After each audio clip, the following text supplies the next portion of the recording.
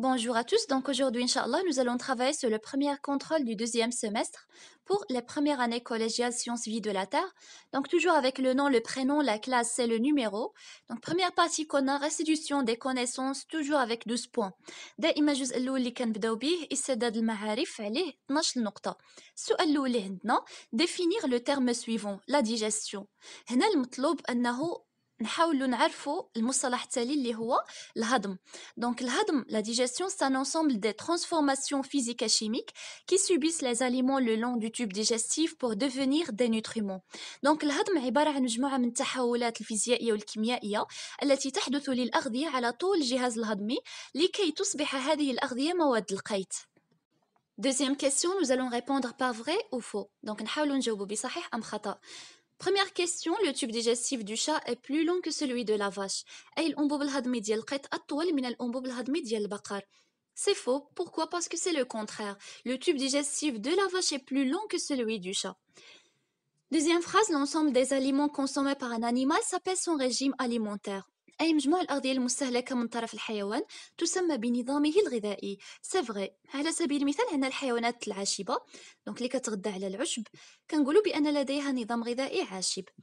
Troisième phrase, les carnacés ont une denture complète. أي الحيوانات المفترسة لديهم نظام أسنان كامل. C'est vrai. L'absorption de l'eau et des sels minéraux s'effectue au niveau de la zone pilifère qui est riche en poils absorbants. أي امتصاص الماء والأملاح المعدنية يحدث على مستوى المنطقة المشعرة التي تحتوي على زغب الامتصاص. Donc c'est vrai. Troisième question. Le document suivant représente un appareil chez l'homme. A. Légender ce schéma.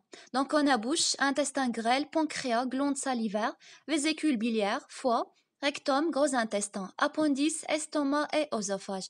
Donc هنا نحاولوا نحطوا المصطلح المناسب في المكان المناسب. Premièrement, on a la bouche. 2. Glande salivaire.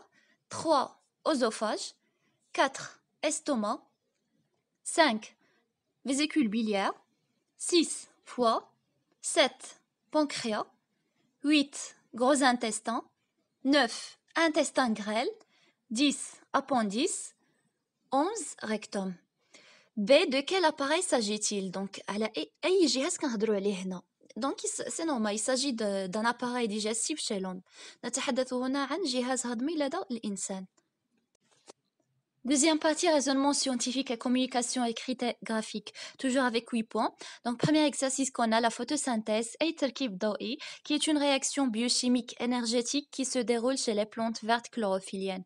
السؤال الأول هنا, écrit l'équation globale de la photosynthèse. أي هنا تحاولوا تكتبوا المعادلة ديال عملية أو ظاهرة التركيب الضوئي.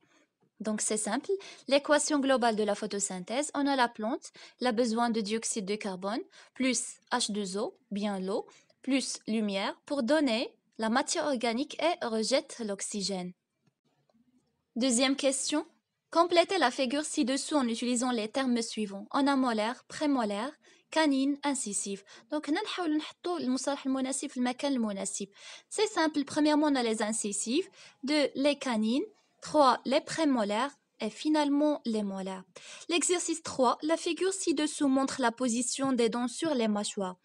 Donc, première question, colorier les incisives en bleu, les canines en rouge, les prémolaires en orange et les molaires en vert. Donc, تحاولوا تلونوا القواطع باللون الأزرق، الأنياب باللون الأحمر، الأضراس الأمامية باللون البرتقالي والأضراس الخلفية باللون الأخضر. Puis voilà la réponse du première question. Donc نحاولوا ننتقلوا للسؤال الثاني. S'agit-il de mâchoire d'un adulte ou bien d'un enfant? أي هل هذا الفك لشخص بالغ أم لطفل؟ C'est normal, il s'agit d'un mâchoire d'un adulte. علاش؟ parce que les enfants ما كيكونوش عندهم les molaires. 3. Déterminer la formule dentaire chez l'homme. هنا نحاولوا نحسبوا.